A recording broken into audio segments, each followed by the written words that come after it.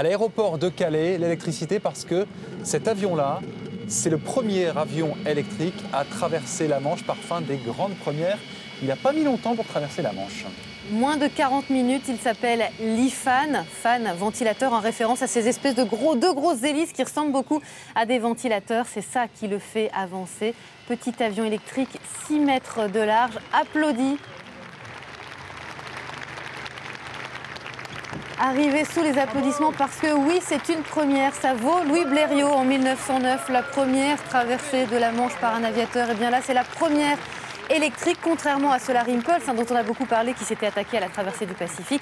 Là, il n'a pas de moyen de recharger ses batteries, il n'avait qu'une heure d'autonomie. Et c'est un projet européen, Airbus, un petit appareil Airbus, le constructeur européen. Est-ce qu'il va y avoir une première déclaration ou pas à la sortie ? On suit ça, évidemment. Le constructeur européen qui vise un développement dans les aéroclubs à très court terme. On parle de 2018 à présent. Et puis à terme, peut-être, grâce à l'énergie électrique, pouvoir développer des avions petits courriers du transport régional à l'horizon 2050. C'est en tout cas l'objectif d'Airbus. Il faut dire, il a eu en tout cas aujourd'hui des conditions optimales pour voler. Alors, il faisait beau, déjà c'est pas mal, pas de nuages, et puis le vent qui n'était pas trop contre lui. On ne savait pas exactement combien de temps il allait mettre, entre une demi-heure et 45 minutes. Il vole en moyenne à 150 km/h. Il a l'air en forme, hein, le pilote, pour cette première. Et évidemment, l'idée, eh bien, c'est de faire évoluer l'aéronautique. C'est l'avenir de l'aéronautique, cet avion. Regardez la comparaison. Le premier avion qui avait réussi la traversée de la Manche, l'avion de Louis Blériot en 1909.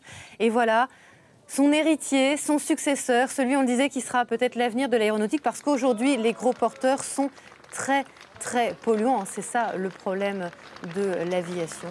Et voilà peut-être l'avenir quand on aurait réglé le problème d'autonomie. Voilà, alors décollage, il était 10h18, atterrissage, c'était un petit peu avant 11h, un dernier virage sur l'aile. Pas forcément très stable, il est très léger, 660 kg, on vous le disait, sensible au moindre coup de vent. Mais et aussi réussi. À la piste, c'est pour ça qu'il lui fallait une vraie piste en bitume, parce que pas question de décoller ou d'atterrir dans un champ avec un si petit train d'atterrissage.